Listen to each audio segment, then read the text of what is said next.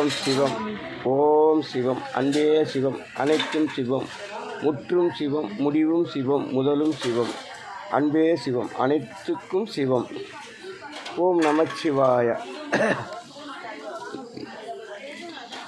இறைவன் இவ்வுலகத்தை படைத்து அக்கால முதல் இடைக்கால முதல் இக்கால வரை மக்களை இயங்கச் செய்வது அன்பு வழியில்தான். அன்பே சிவம் என்று பொருளுக்கு அதுவே முற்றும் முடிவும் முதலும் பொருளாகும். அன்பே சிவம். ஆனால் நம் பார்வைக்கு மட்டும்தான் அது ஏற்றத்தாழ்வாகவும் சில மாற்றங்களாகவும் தெரியும். ஆனால் இயற்கை படைப்பில் அவை அனைத்தையும் சமநிலைக்கே உலகம் இயக்கமாகிறது. அது உணர்ந்தறிவதற்கு எத்தனையோ ஞானிகளும் மகான்களும் உள்ளார்கள், முனிவர்களும் உள்ளார்கள். ஆனார்கள் அத்தனை பேரும் இறைவனை முழுமையாக அடைய முடியாது. காரணம், அதுக்கு சில தத்துவங்கள் உள்ளது. அதை முற்றும் உணர்ந்து அறிந்தவர்கள் சில பேர்தான். அதாவது ஆண்டவனும் அரசாங்கம் ஒன்றுதான். ஆண்டவன் வேறு அல்ல, அரசாங்கம் வேறு இல்லை. ஆண்டவன் மறைமுகமாக உள்ளார், அரசாங்கம் கண்முன் உள்ளது. ஆனால் ஆண்டவன் அரசாங்கம் மூலமாக உலகத்தை இயக்கம் செய்கிறார். இதுவே உண்மை. நாங்கள் இதை உணர்ந்து அறிவதற்கு உபாசம் உணவின்றி இறைவனை கடுமையாக அவர் தந்த பாதையில் சென்று அவரை நேரடியாக கண்டு உணர்ந்து அறிந்த சில உண்மைகளாகும். இது அனைவருக்கும் இறைவன் உணர்த்த சாத்தியமில்லை. அதை மூர்ச்சித்தாலும் முடியாத நிலை ஒன்று. காரணம், அவர் பிறவி கணக்கில் யாருக்கு இப்போது கவர்மெண்ட் பதவியில் இருப்பவர்கள் அனைவருக்கும் எவ்வாறு தேர்ந்தெடுக்கிறார்களோ அவ்வாறு இது போன்ற நிலைக்கும் இறைவன் தேர்ந்தெடுத்து அவர்களுக்கு மட்டும்தான் அந்த உண்மையை உணர்த்துவார். அனைவரும் அறிய இயலாது. மூர்ச்சித்தாலும் சில கஷ்டங்கள் ஏற்படும், முடிவில்லாமல் போகும். ஆகினால் சொல்வதை சற்று நிதானமாக கவனியுங்கள். இறைவன் முற்றும் உணர்ந்தவர்தான்.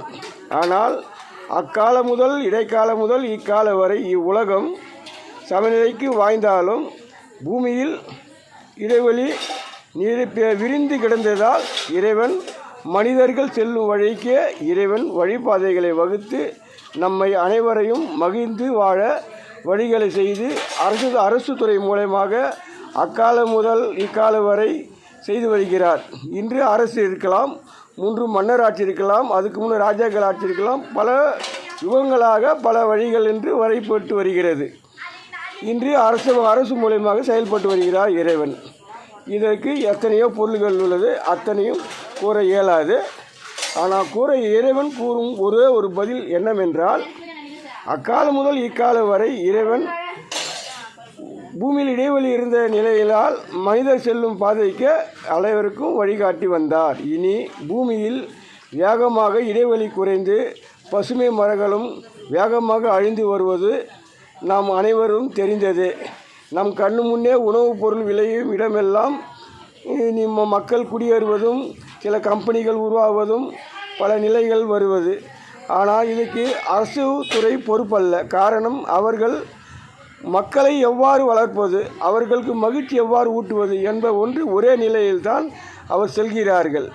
ஆனால் அவர் இந்த பூமி நிலையை அறிய அவருக்கு சக்தி கிடையாது. காரணம், அவர் அதை அறிய சென்றால் மக்களை மகிழ்ச்சியாக வளர்க்க முடியாது. ஆகையால் இறைவன் ஒவ்வொருக்கு ஒரு மாற்றமாக அறிவு பொருள் தருகிறார்.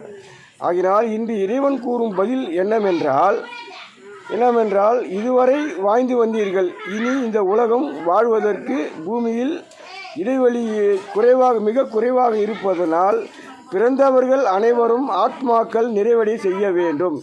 அதற்கு ஒரே வழி அவர் கூறும் பதில், மாணவர்கள் முதல் அவர் பெற்றோர்கள் வரை அவர்கள் ஆத்மாவை நிறைவடை செய்தால்தான் இந்த மண்ணின் நிலைமை மாறும். இந்த மண்ணின் நிலைமை எவ்வாறு மாறும் என்றால், அவர்கள் ஆசை நிறைவடையாமல் இருந்தால் அவர் ஆத்மா பல வழியில் அவதாரம் எடுக்கும். அந்த அவதாரத்தின் நிலையை மனிதனால் சந்திக்க இயலாது. ஆகையினால்தான் அந்த ஆத்மா நிறைவடை செய்வது இறைவனுடைய கடமையாகும். ஆகையினால் இந்த ஆத்மாக்கள் நிறைவடை செய்ய இன்று மாணவர்கள் முதல் அவர் பெற்றோர்களுடைய ஆத்மா நிறைவடை செய்ய ஒரே வழி என்னவென்றால், அரசு துறை வேலைக்காக தான் நிறைய பேர் பாடுபடுகிறார்கள். அந்த துறைக்கு ரத்து செய்யும் இயலாது. அந்த நிலையில் உலகம் இயக்கமாகி கொண்டு வருகிறது.